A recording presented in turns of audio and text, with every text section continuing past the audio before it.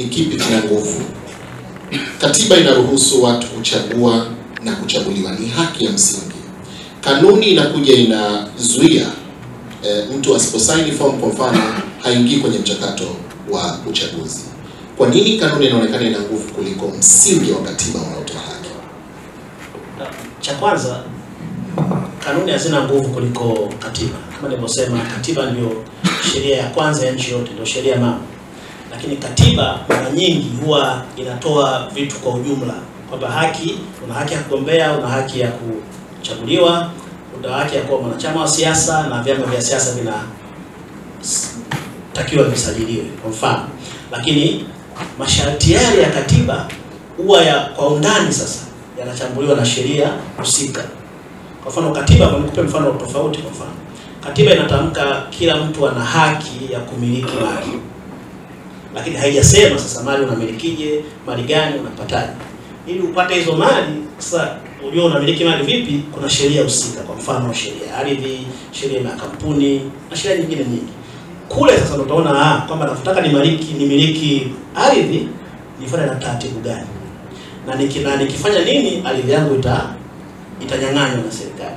Sasa na kwenye uchaguzi ni hivyo, kwamba katiba inasema kutakuwa na uchaguzi na kuna haki ya kupiga kura, lakini uchaguzi huu na haki ya kupiga kura vinaongozwa na sheria mahususi.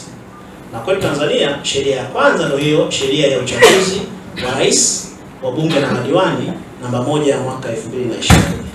Na sheria hiyo sasa kuna vitu inataja kwa ujumla wake, lakini kuna vitu vingine ambavyo inatamka mahususi kuwe na kanuni ya kuviongoza. Na mojawapo wa hiyo ni kanuni za maadili ambazo ndio hizi ambazo tunazijadili leo. Sasa kanuni namba 1 hazina nguvu dhidi ya sheria. Kama nilivyosema, sheria inaelekeza kwamba kutakuwa kuna kanuni za maadili zitatolewa.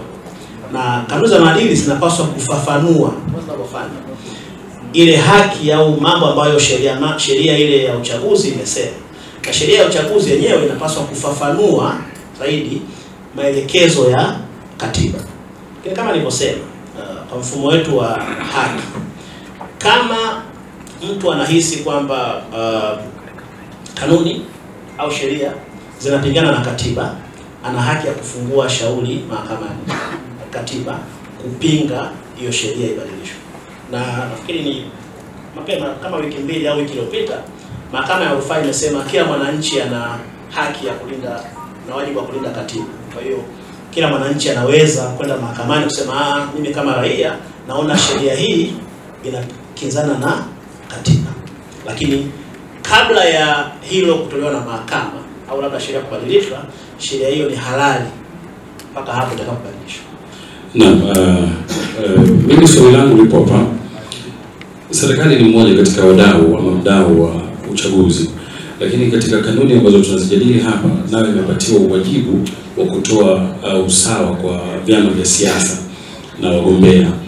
Sasa najaribu kutafakari hapa na kujiuliza maswali lakini sipati majawabu, kwamba vipi huyu mdau naye pia akapatiwa nafasi ya kusimamia wenzake ndani ya